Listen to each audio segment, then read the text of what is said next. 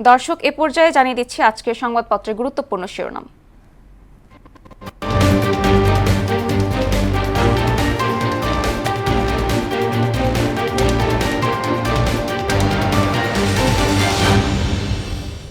দর্শক, এ পর্যায়ে প্রথমে রয়েছে প্রথম আলো।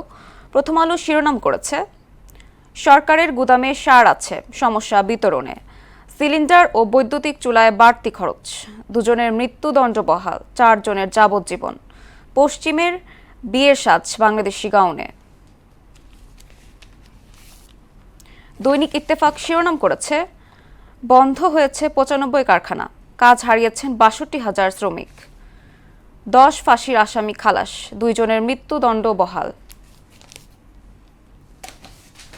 সমকাল শিরোনাম করেছে, জ্বালানি ভর্তুকির চাপে বাজেট ব্যবস্থাপনা কঠিন হয়ে উঠছে, নেতিবাচক প্রবণতা বেশি, ঘুরে দাঁড়াতে সময় লাগবে, 2টি কার্গো নিয়ে অনিশ্চয়তা, কমতে পারে গ্যাস সরবরাহ।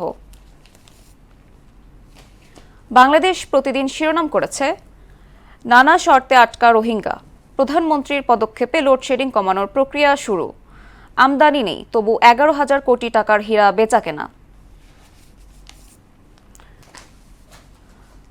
যুগান্তর শিরোনাম করেছে, ইঙ্গিত আছে সঙ্গীত নেই, জনবহুল দেশ দক্ষতায় খরা। আমার দেশ শিরোনাম করেছে, ট্রানজিটের আড়ালে সব বন্দর ভারতের কবজায়, অধ্যক্ষ সিরাজ সহ 2 জনের মৃত্যুদণ্ড বহাল হাইকোর্টে।